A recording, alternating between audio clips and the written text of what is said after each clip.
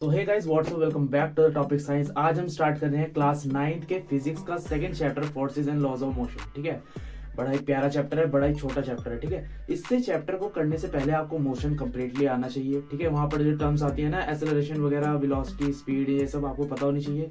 थोड़ा सा आपको वेक्टर के बारे में पता होना चाहिए। ठीक है, ये सब मैंने अपलोड कर दिया है फिलहाल, और आप देख भी सकते हो वहां जाके। तो चलिए स्टार्ट करते हैं forces and laws of motion. तो हमारा फर्स्ट टॉपिक आता है फोर्स। ठीक है, फोर्स क्या होता है? अगर आप क्लास 8th के बच्चे हो तो आपसे अगर मैं पूछूं, आप सिंपली कह दोगे पुश और pull on an object is called force. ठीक है, आज तक आपने यही पढ़ा है, बस ये इनकम्प्लीट डेफिनेशन है। ठीक है, इसकी कंप्लीट डेफिनेशन है, it is defined as the pull और पुश। मतलब ये ऐसे डिफाइन करते हैं, जब भी किसी ऑब्जेक्ट को हम या तो धक्का दें या फिर उसको अपनी तरफ खींचें। ठीक है, विद मास, मतलब उसके मास के सहित। भाई खींचोगे तो मास तो उसका साथ आएगा ही, वो चेंज कर दे उसकी वेलोसिटी। ठीक है, अगर आप किसी चीज को धक्का देते हो और उसकी वेलोसिटी चेंज हो जाए, ठीक है, उसी कॉज को हम कह देते हैं फोर्स। यही इसकी डेफिनेशन है। एग्जाम्पल, जिस तरह से इस लेडी ने अपने पैरों के नीचे फुटबॉल दबाई है, अगर ये इस पर किक करेगी तो ये इसकी वेलोसिटी चेंज कर देगी, इसकी स्टेट ही चेंज कर देगी। ठीक है। सेकंड, जब कभी भी आप डोर ओपन करते हो तो आप उसको पुल करते हो, पुल करने में भी फोर्स तो लगती है, कुछ ताकत तो लगती है।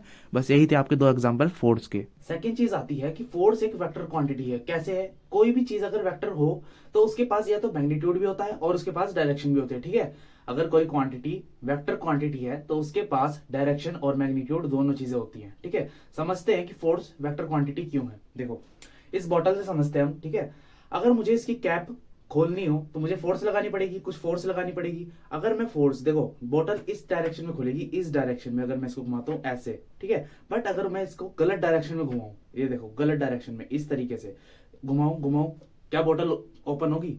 नहीं होगी। ठीक है, एक तरीके से बॉडी डिफॉर्म हो जाएगी अगर मैं ज्यादा फोर्स लगा दूंगा। तो डायरेक्शन मैटर करी ना, अगर आपने गलत डायरेक्शन में फोर्स लगाई तो आपका काम ही नहीं हुआ, बॉडी डिफॉर्म होगी। इसीलिए डायरेक्शन मैटर करती है। देखो, सही डायरेक्शन में मैंने फोर्स लगाई तो बॉटल ओपन हो गया, और अगर मैंने गलत डायरेक्शन में फोर्स लगाई, देखो ओपन करने के लिए गलत डायरेक्शन में फोर्स लगाया जा रहा हूं तो ये बॉटल टूट जाएगी। ठीक है, इसीलिए आपकी फोर्स वेक्टर क्वांटिटी है। अब हमें पढ़ने हैं इफेक्ट्स ऑफ फोर्स, ये हमारा सेकंड टॉपिक है। ठीक है, फर्स्ट इफेक्ट ऑफ फोर्स क्या है? अगर हम स्टेशनरी ऑब्जेक्ट पर फोर्स लगाएंगे तो वो मूव होना स्टार्ट हो जाएगी। ठीक है, मान लो कोई चीज स्टेशनरी ऑब्जेक्ट पर पड़ी है, मतलब स्टेशनरी स्टेट मतलब रेस्ट पर पड़ी है, और आप उसको धक्का दे दो या फिर उस पर फोर्स लगा दो तो वो मूव होना स्टार्ट हो जाएगी। ऑब्वियस सी बात है। ठीक है, आपको दो एग्जाम्पल भी की मैंने कि इस बॉय ने इस ट्रॉली पर फोर्स लगाई और आपकी ट्रॉली मूव होना स्टार्ट होगी। और सेकंड एग्जाम्पल आपका है, इस दराज को आपको खोलना था, वैसे रेस्ट स्टेट में थी, आपने जब इसको फोर्स लगाकर पुल किया अपनी तरफ तो ये ओपन हो गई। ठीक है, सेकेंड पॉइंट आपका आता है, force can stop a moving object. अगर कोई ऑब्जेक्ट मूव कर रहा हो, अगर आप उसको सामने फोर्स लगाओ तो आप उस ऑब्जेक्ट को भी स्टॉप कर सकते हो। फॉर एग्जाम्पल, ये फुटबॉल पे जब आप लात मारते हो, जो गोलकीपर होता है वो अपनी बॉल को रोक लेता है। कैसे रोकता है? उस पर फोर्स लगाकर। ठीक है, ये था आपका सेकेंड इफेक्ट। तीसरा इफेक्ट है आपका, force can change the direction of moving object. मान लो ये बॉल बहुत तेजी से इस लड़के की तरफ आ रही थी, इस लड़के ने इस पर लेग अपने किक किया और इसकी डायरेक्शन ही चेंज कर दी। ठीक है, ये बॉल इधर से आई, उसने इस पर क्लिक किया और वो बॉल इधर की तरफ मूव कर गई, तो इसने मूविंग ऑब्जेक्ट की डायरेक्शन चेंज कर दी ना इधर की तरफ। ये होता है इसका थर्ड इफेक्ट। देखो, आपका फोर्थ इफेक्ट आता है कि force can change the speed of a moving object. ये कार है, ये 2 मीटर पर सेकंड की स्पीड से चल रही थी, पीछे से कार आई। ठीक है, पीछे से कार है 10 मीटर पर सेकंड की स्पीड से, मतलब तेजी से, और उसने इसको टक्कर मार दी, उसने इसको टक्कर मार दी। इसकी स्पीड तेज हो जाएगी, मूविंग ऑब्जेक्ट की स्पीड चेंज होगी ना, तेज होगी ना। और ठीक है, इस तरीके से ये हो गया आपका फोर्थ इफेक्ट। फिफ्थ इफेक्ट आपका आता है, force can change the shape and size of an object. ठीक है, जिस तरीके से एग्जांपल में देखो, ये बॉल है ना, हमने इस पे दोनों तरफ से फोर्स लगाई और हमने इसको स्क्वीज कर दिया। इसी तरीके से आप स्प्रिंग को अगर दोनों तरफ से फोर्स लगाए तो आप उसको एक्सपेंड कर सकते हो। ठीक है, ये हो गया आपके कि आप चेंज कर सकते हो आपकी शेप को फोर्स अप्लाई करके। आपका थर्ड टॉपिक आता है टाइप्स ऑफ फोर्सेस। ठीक है, अभी तक आपको फोर्स का फॉर्मूला नहीं पता चला, वो आपको आगे पता चलेगा, आगे हम उसको डिराइव करना सिखाएंगे। यहाँ पर अभी हम समझते हैं types of forces. Types of force मतलब फोर्स कितने तरह की होती हैं। फोर्स आपकी दो तरह की होती हैं, बैलेंस्ड फोर्स, अनबैलेंस्ड फोर्स। ये खाली 9 तक सीमित है बात, बाकी फोर्सेज आपकी बहुत ज्यादा तरह की होती हैं, बहुत ज्यादा डिफाइन है। ठीक है, पर आपको 9th क्लास में पढ़ना है balanced force and unbalanced force. First topic आता है बैलेंस्ड फोर्स। ठीक है, if the resultant of applied force is equal to zero then it is called balanced force. मतलब अगर आपके बॉडी पर दो फोर्सेस लग रही हैं और वो दोनों फोर्सेस ही इक्वल हैं, ठीक है, तो कोई चेंज ही नहीं होगा रिजल्टेंट में, मतलब बॉडी मूव ही नहीं करेगी अगर दोनों तरफ से इक्वल फोर्स लग रही है। तो आपका फोर्सेस कैसे होगी, बैलेंस्ड, बिकॉज ये दोनों तरफ से सेम फोर्स लग रही है। फॉर एग्जाम्पल इस आप जिस तरह इस बॉक्स को देखो, इधर से ये बंदा फोर्स लगा रहा है 50 न्यूटन की, उधर से वो बंदा 50 न्यूटन की ही फोर्स लगा रहा है, ठीक है, इसीलिए आपकी बॉडी तो मूव करेगी ही नहीं। तो यही आपकी टाइप होगी बैलेंस्ड फोर्स की। हमें पढ़ना है अनबैलेंस्ड फोर्स। अनबैलेंस्ड फोर्स क्या होगा, if the resultant force of applied force is greater than zero, मतलब अब दोनों जो फोर्सेज है ना वो अनबैलेंस्ड है, मतलब अनइक्वल है, और जब अनइक्वल होंगी तो बॉडी मूव तो करेगी, और किस डायरेक्शन में मूव करेगी, जिधर से ज्यादा फोर्स लग रही हो। अब नीचे देखो, एक बंदे की फोर्स कितनी है, 50 न्यूटन, पहले की तरह ही, ठीक है, पर दूसरा बंदा प्रोटीन पी के आया और उसकी फोर्स, उसके अंदर एनर्जी आ गई 150 की, ठीक है, तो उसने फोर्स लगा दी 150 न्यूटन की, ठीक है, उसने फोर्स लगा दी 150 न्यूटन की, तो डब्बा किधर मूव करेगा, 50 न्यूटन वाले की तरफ, बिकॉज इधर से ज्यादा फोर्स लग रही है। एग्जाम्पल हो गया आपका अनबैलेंस्ड फोर्स का। अब हम वापस अपने फोर्स पे ही आते हैं। हमने क्या पढ़ा था, फोर्स क्या होता है, it is defined as the push और pull on an object with the mass that causes it to change its velocity, ठीक है। अब हम इससे ही अपना फॉर्मूला डिराइव कर लेंगे फोर्स का, तो चलिए कर लेते हैं। डेफिनेशन के साथ साथ चल के प्रूव करेंगे, ठीक है। It is defined as the push और पुल, मतलब it is defined as the push और पुल मतलब धक्का देना या फिर अपनी तरफ खींचना, ठीक है, of an object with the मास, मतलब मास तो हो गई, मास के साथ हम उस ऑब्जेक्ट को खींच रहे हैं, ठीक है, जितना उसका मास है, जो कि अब इस तरीके की पुल और पुश लगाना कि उसकी वेलोसिटी चेंज हो जाए, ठीक है, उसकी वेलोसिटी चेंज हो जाए, ठीक है। अब बड़ी प्यारी बात आएगी मोशन चैप्टर की, रुक जाओ, ये देखो, चेंज इन वेलोसिटी क्या होता था, चेंज इन वेलोसिटी एक्सेलरेशन नहीं होता था, चेंज इन वेलोसिटी। इसलिए मैंने आपको कहा था, एक सेकेंड, इसलिए मैंने आपको कहा था कि आपको मोशन चैप्टर आना चाहिए। अब एक्सेलरेशन क्या हुआ, एक्सेलरेशन होता है change in velocity upon time, मतलब वेलोसिटी चेंज होना। वेलोसिटी कैसे चेंज होना, मतलब मान लो ये ऑब्जेक्ट एक 2 मीटर पर सेकंड पे था, इसकी ये स्पीड थी, मैंने इस पे पीछे से आकर लात मारी, किक मारी, और इसकी ये मूव करने लगा 4 मीटर पर सेकंड से, ठीक है, तो इसकी वेलोसिटी चेंज होगी। एक्सेलरेशन कैसे निकालते हैं, 4 - 2 करके, फाइनल माइनस इनिशियल करके, v माइनस यू करके, v होता है आपका फाइनल, u होता है आपका इनिशियल, ठीक है, इस तरीके से आपका कितना आ जाएगा 2, मतलब 2 मीटर पर सेकंड से आपकी वेलोसिटी चेंज हुई है। मैंने आपको वेलोसिटी चेंज का फॉर्मूला बता दिया, एक्सेलरेशन भी बता दिया, ठीक है। तो अब देखो जरा, ये था आपका। अब फोर्स क्या होगा, फिर फोर्स हमने पढ़ा कि it is defined the push और pull of an object with the mass है, और ऐसे पुश और पुल करना है कि उसकी वेलोसिटी चेंज हो जाए, और चेंज इन वेलोसिटी क्या कहते हैं, एक्सेलरेशन, ठीक है। ये आपका फॉर्मूला होगा फोर्स का, force equals to m into A. M यहाँ पे है मास ऑफ एन ऑब्जेक्ट, और ये है एक्सेलरेशन। एक्सेलरेशन आप ऐसे भी निकाल सकते हो, अगर मैं इसको और डिराइव करूँ तो क्या हो जाएगा, m, एक्सेलरेशन को क्या लिख सकते हैं, v minus you by T, ठीक है। इस तरीके से आप फॉर्मूले को एक्सपेंड भी कर सकते हो, ठीक है। तो ये था आपका फोर्स का फॉर्मूला। अब अगर हमें एसआई यूनिट फाइंड करनी हो, एसआई यूनिट भी फाइंड कर लेते हैं यहीं पे ही। देखो, तो आपने फोर्स का फॉर्मूला ये पढ़ लिया, मास इंटू एक्सेलरेशन, ठीक है। मास किस में करते हैं, केजी में। अब एक्सेलरेशन की एसआई यूनिट कैसे निकालोगे, एक्सेलरेशन क्या होता था, v minus you by T, ठीक है। v, अब देखो वेलोसिटी में से वेलोसिटी तो माइनस कर रहे हो, बस कम ज्यादा की का ही तो फर्क है, तो निकल के भी वेलोसिटी आएगी अपॉन टाइम। अब वेलोसिटी की एसआई यूनिट होती है मीटर पर सेकंड। ये कैसे आगे हुई मीटर पर सेकंड, ये भी बता देते हैं। वेलोसिटी का फॉर्मूला क्या होता है, डिस्प्लेसमेंट अपॉन टाइम। डिस्प्लेसमेंट क्या, मीटर, टाइम क्या, सेकंड, तो ये क्या हो गया, मीटर पर सेकंड। ये देखो, ठीक है, देख लिया। चलिए, अब ये मीटर पर सेकंड मैंने उठाकर यहाँ पे रख दिया, वेट मैं इसको रब कर देता हूँ, ये देखो, ठीक है, मीटर पर सेकंड मैंने वहां रख दिया, यहाँ पर एक्सेलरेशन में, तो ये क्या हो गया, अपॉन टाइम भी था तो टाइम की second.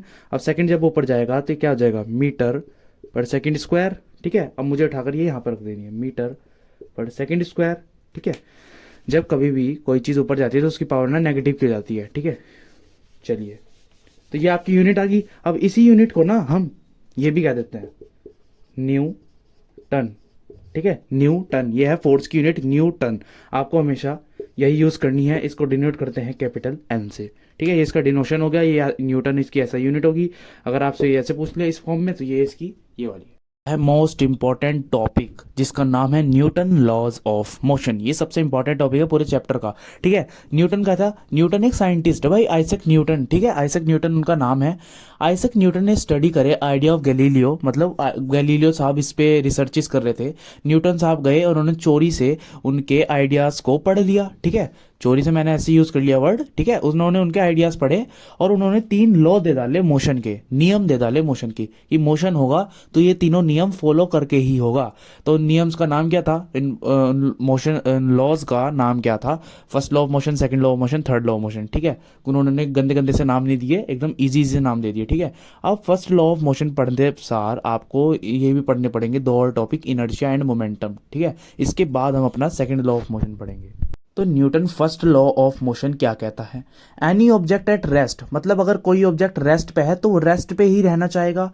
And any object in motion will continue in motion, मतलब अगर कोई बॉडी मोशन में है तो वो मोशन में ही रहना चाहेगी अलोंग अ स्ट्रेट लाइन, अगर वो स्ट्रेट लाइन पे मूव कर रहा हो विद यूनिफॉर्म स्पीड, और उसकी स्पीड यूनिफॉर्म हो, मतलब ऐसे नहीं कि कभी 2 मीटर हो रही है कभी 4 मीटर। ठीक है, until it is compelled bye an external force, मतलब अगर कोई बाहरी फोर्स ना लगे जो कि उसकी स्टेट को चेंज कर दे। ये था आपका Newton first law of motion.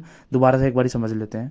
देखो, अगर कोई बॉडी रेस्ट पर है तो वो रेस्ट पर ही रहना चाहिए, अगर वो मोशन में है तो वो मोशन में ही रहना चाहिए।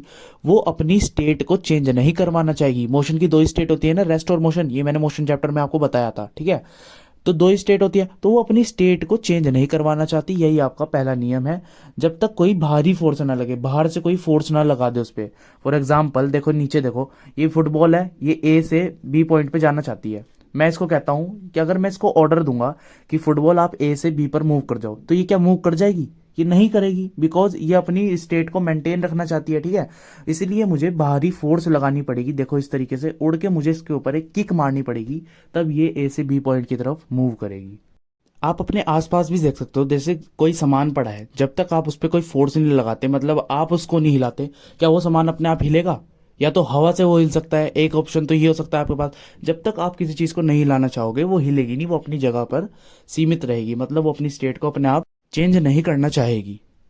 अब आता है आपका टॉपिक इनर्शिया। ठीक है, जैसे कि मैंने आपको कहा था न्यूटन फर्स्ट लॉ के बाद आपको इनर्शिया और मोमेंटम पढ़ना है। अब हमें पढ़ना है इनर्शिया। इनर्शिया क्या होता है? It is the tendency of an object due to which it resist any change in its state of rest or uniform motion। इसका मतलब ये एक बॉडी की टेंडेंसी है, मतलब उसकी पार है कि वो अपनी स्टेट को कब तक अनचेंज रख सकता है जबकि उस पर भारी फोर्स भी लग रही हो। ठीक है, अभी हम इसको एग्जांपल से और अच्छे से समझेंगे। ठीक है, सेकंड पॉइंट देखो, inertia of an object measured by its mass, मतलब उसके मास से हम इनर्शिया मेजर कर सकते हैं। ये भी आपको एग्जांपल से एकदम समझ में आ जाएगा। थर्ड पॉइंट है inertia is directly proportional to the mass, ये भी आपको एग्जांपल से एकदम से समझ में आ जाएगा। ठीक है, तो चलिए अब एग्जांपल ही देख लेते हैं। अब ये एग्जांपल देखो, आपके पास दो स्टोन है, एक का मास है 2 किलो, एक का मास है 500 किलो। ठीक है, 500 किलो। अब सेकंड पॉइंट तो यहां से आपको पता चल जाएगा, inertia of an object measured by its mass, मतलब जिसके पास ज्यादा मास होगा उसका इनर्शिया भी ज्यादा होगा। कैसे? देखो, जो जिसके पास ज्यादा मास होगा उसको हिलाने में, उसकी स्टेट चेंज करने में आपको ज्यादा फोर्स लगानी पड़ेगी। ठीक है, ज्यादा फोर्स तो ज्यादा इनर्शिया, तो जैसे ज्यादा मास तो ज्यादा इनर्शिया। ठीक है, यहां से इसका मतलब हमें ये पता चलता है कि इनर्शिया जो है वो डायरेक्टली प्रोपोर्शनल है मास के।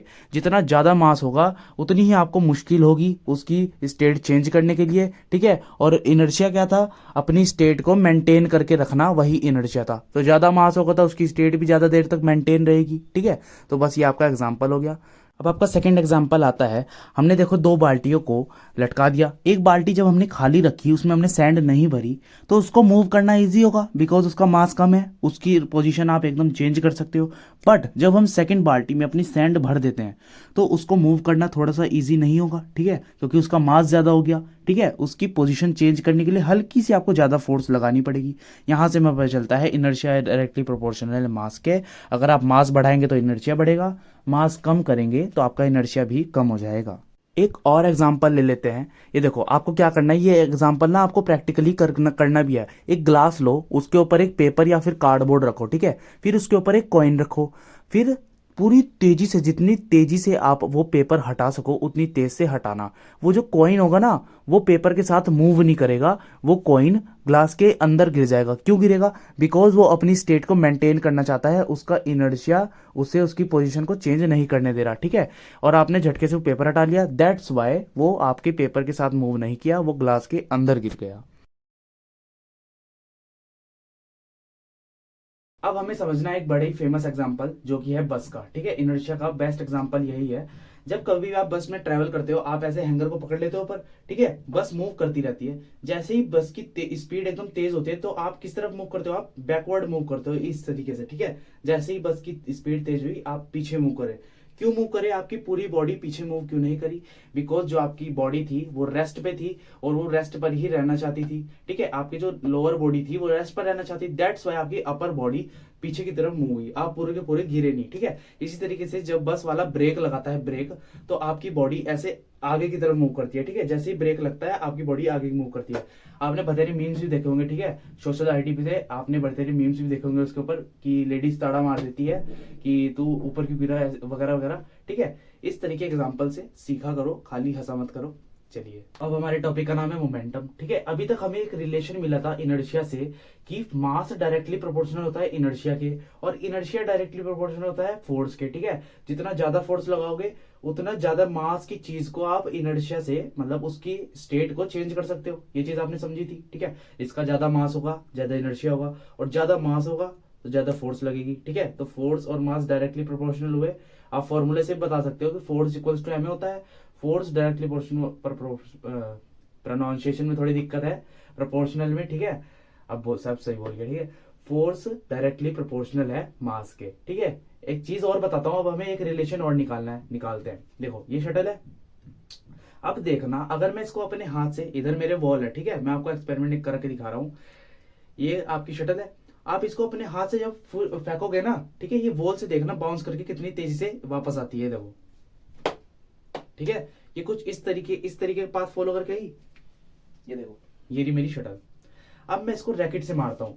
अब जब भी आप रैकेट से शटल को मारोगे ना, तो ये ज्यादा दूर जाएगी, ठीक है, आपके हाथ से ज्यादा दूर जाएगी, बिकॉज आपकी हाथ उतना फोर्स लगा ही नहीं पा रहा। बट जब भी आप रैकेट का यूज करोगे तो ये ज्यादा तेज, ज्यादा दूर पहुंचा देगा इसको। अब देखना, देखो फोर्स देखना, ये शटल आपको दिखेगी भी नहीं, ये देखो, ठीक है।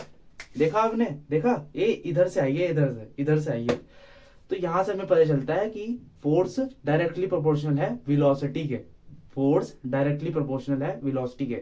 जितना ज्यादा फोर्स लगेगा उतनी ज्यादा वेलोसिटी होगी, ठीक है। दो रिलेशन हमें आपको पता चले अभी तक कि फोर्स आपका डायरेक्टली प्रोपोर्शनल होता है मास के, और फोर्स ही डायरेक्टली प्रोपोर्शनल होता है वेलोसिटी के।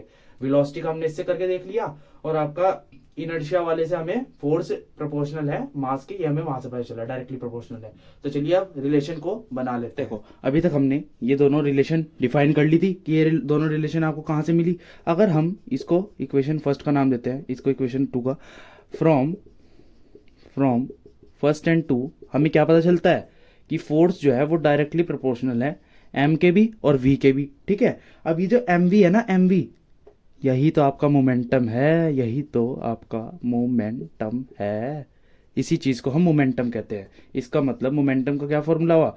P equals to M V, ठीक है। और यहां से हमें एक और बात पता चलती है, अगर हम एम वी को हटा के P लिख दें, इसका मतलब मोमेंटम आपका डायरेक्टली प्रोपोर्शनल है फोर्स से, ठीक है। ये आपका रिलेशन निकल के आया, और ये आपका मोमेंटम का फॉर्मूला निकल के आया। अब चलिए डेफिनेशन वगैरह देख लेते हैं इसकी।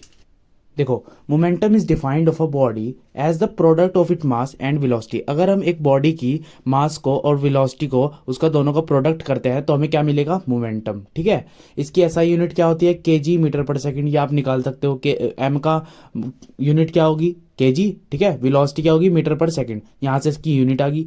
और ये एक वेक्टर क्वांटिटी है, क्यों है? बिकॉज वेलोसिटी कैसी है? वेक्टर क्वांटिटी, और मोमेंटम आपका वेलोसिटी पर डिपेंड करता है, that's why it is a vector quantity. अच्छा, मोमेंटम को ना पी से डिनोट करते हैं, ये बात एडिटिंग में रह गई लिखना, ठीक है। ये आज का टॉपिक था आपका। तो आज के टॉपिक पे हमने force, types of force, balanced force, unbalanced force, ठीक है। फिर लॉज ऑफ मोशन किसने दिए थे, आइजैक न्यूटन ने, ठीक है। किससे देखकर दिए थे, किसका आइडिया लिया था उन्होंने, गैलीलियो गैलीली का, ठीक है। गैलीली का उन्होंने आइडिया लिया था। और सेकंड चीज आती है कि हमने इनर्शिया भी पढ़ लिया, मोमेंटम भी पढ़ लिया। नेक्स्ट लेक्चर में हम पढ़ेंगे अपना न्यूटन का सेकंड लॉ, थर्ड लॉ, ठीक है। बहुत इंपॉर्टेंट लेक्चर रहेगा नेक्स्ट, उसको बिल्कुल भी स्किप मत करना। आज के लेक्चर में न्यूमेरिकल्स कम हुए ही कहाँ, ठीक है। आज के लेक्चर में खाली कॉन्सेप्चुअल क्वेश्चन ही हुए हैं। और नेक्स्ट वीडियो में हम अपना न्यूमेरिकल्स भी क्लियर करेंगे। न्यूमेरिकल्स ऐसा मत समझना इस चैप्टर में न्यूमेरिकल नहीं है, ठीक है। काफी सारी न्यूमेरिकल्स हैं, तो नेक्स्ट वीडियो में हम ट्राई करेंगे और इस टॉपिक को अपना क्लियर करो, अपने फ्रेंड्स को भी शेयर कर देना। चलिए बाय।